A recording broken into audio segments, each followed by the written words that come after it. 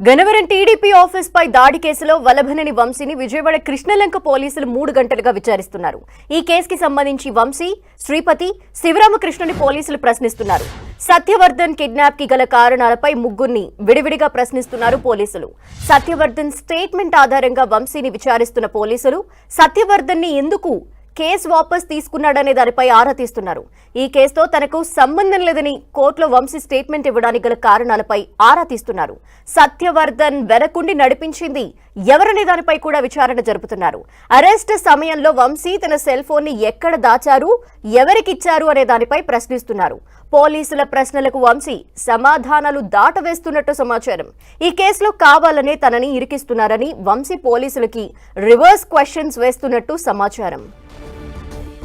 మరిన్ని డీటెయిల్స్ మా ప్రతినిధి తిరుమలరావు అందిస్తారు. తిరుమలరావు,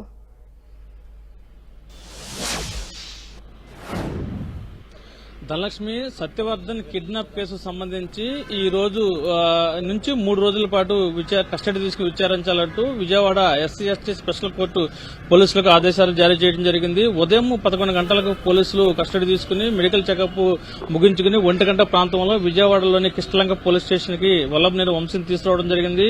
వల్లభనేని వంశీని 1 గంట కాడ నుంచి ఇప్పటి వరకు 3 గంటల వరకు ఇంకా విచారిస్తూనే ఉన్నారు. టోటల్ గా 2 గంటల పాటు వల్లభనేని వంశీని పోలీసులు అయితే విచారించారు. కొన్ని కీలక ప్రశ్నలు పోలీసులు వల్లభనేని వంశీకి సంధించేట్టుగా మనకు విశ్వసనీయ సమాచారం ద్వారా తెలిసింది. ఈ వల్లభనేని వంశీ సత్యవర్ధన్ ఎందుకు కిడ్నాప్ చేశాడు, కిడ్నాప్ చేయడానికి గల కారణాలు ఏంటి,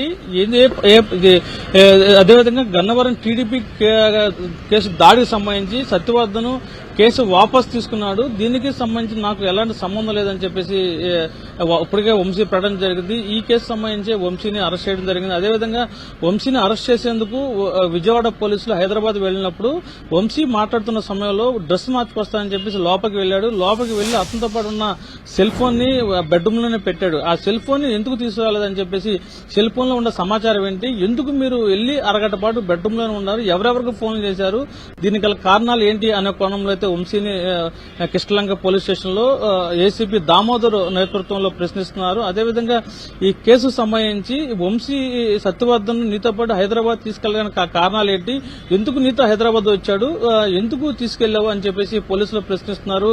అదేవిధంగా సత్యవర్ధన్ కిడ్నాప్ సంబంధించి నువ్వు కిడ్నాప్ చేయలేదంటున్నావు, సత్యవర్ధన్ కిడ్నాప్ చేశాడంటూ మాకు స్టేట్మెంట్ ఇచ్చాడని సత్యవర్ధన్ స్టేట్మెంట్ ని రికార్డు దగ్గర పెట్టుకుని మాట్లాడడం జరిగింది. అదేవిధంగా వంశీతో పాటు శ్రీపతి, శివరామకృష్ణన్ కూడా విడివిడిగా వివిధ రూమ్స్ లో ఉంచి వాళ్ళని కూడా ప్రశ్నిస్తున్నారు.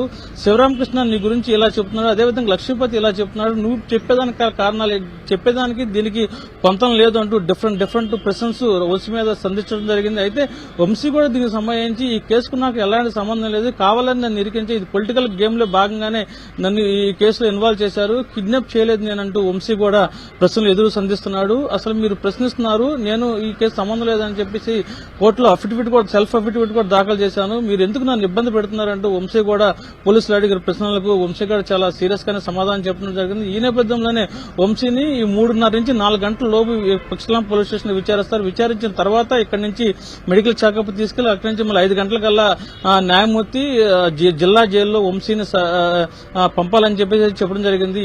వంశీని జిల్లా జైలు కూడా తరలించేందుకు కూడా ప్రయత్నం. అదే ఇది ఇలా ఉంటే వంశీని ప్రశ్నిస్తున్న సమయంలో కొన్ని ప్రశ్నలకు సమాధానం దాటి వస్తుంటే పోలీసులు కూడా వంశీ మీద కొంచెం సీరియస్ గా వ్యవహరిస్తున్నట్టు తెలుస్తుంది.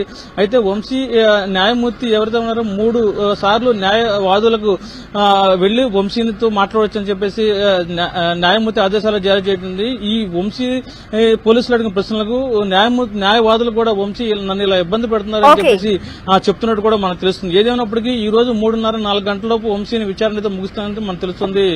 ధనలక్ష్మి. థాంక్యూ తిరుమలరావు.